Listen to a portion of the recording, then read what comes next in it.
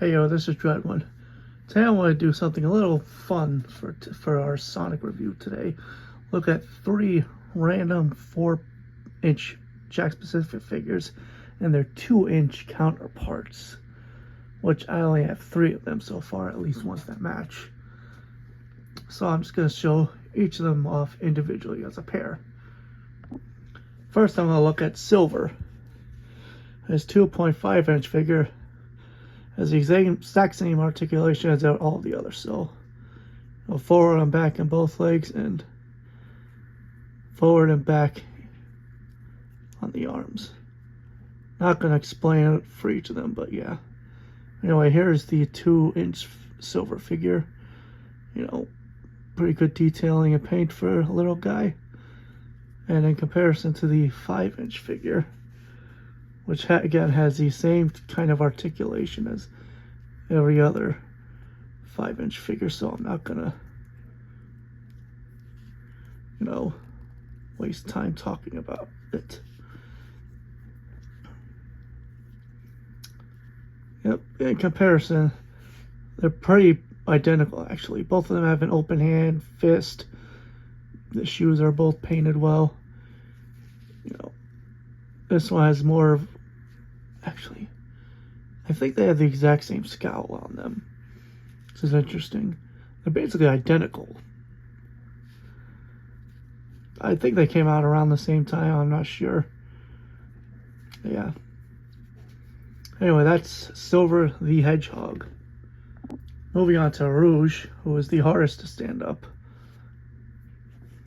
Her 3-inch figure is, again, pretty well detailed. Her wings clip in on the back like every other Rouge figure. Same articulation. And in comparison to the 4-inch one, again, detailing is pretty much the same. Mouth is the same exact, except this one is badly painted on mine, and this one is a little better. Same eyes. Except this one has 2 fists instead of an open hand and a fist on the 4-inch one. And funnily enough, the 4-inch Rouge has elbows. Every other Jakks Pacific figure doesn't have elbows, except for Rouge. And some others, I'm not too sure. But, yeah. In comparison, they look pretty good.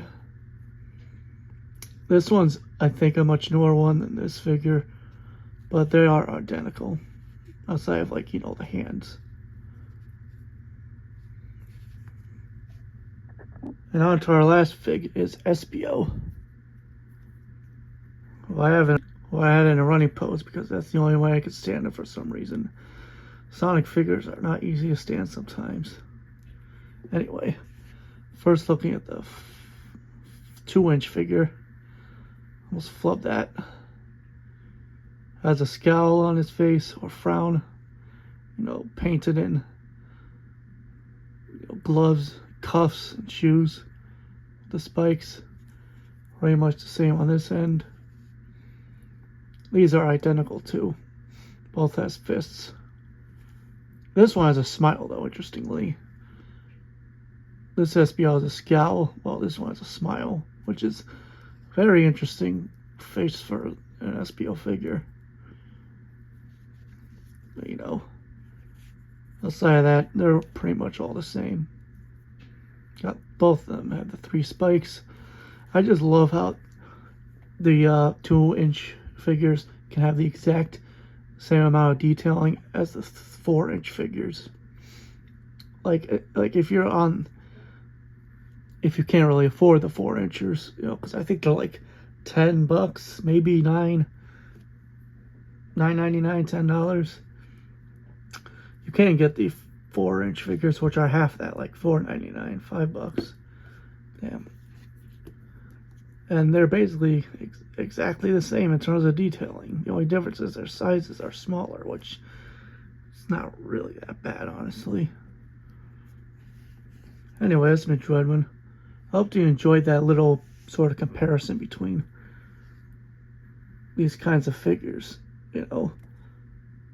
It's interesting that Sonic basically just has two separate toy lines that have identical work put into them between the sizes, despite the sizes, I mean. Anyway, this has been Droidwin, and I'm out of here.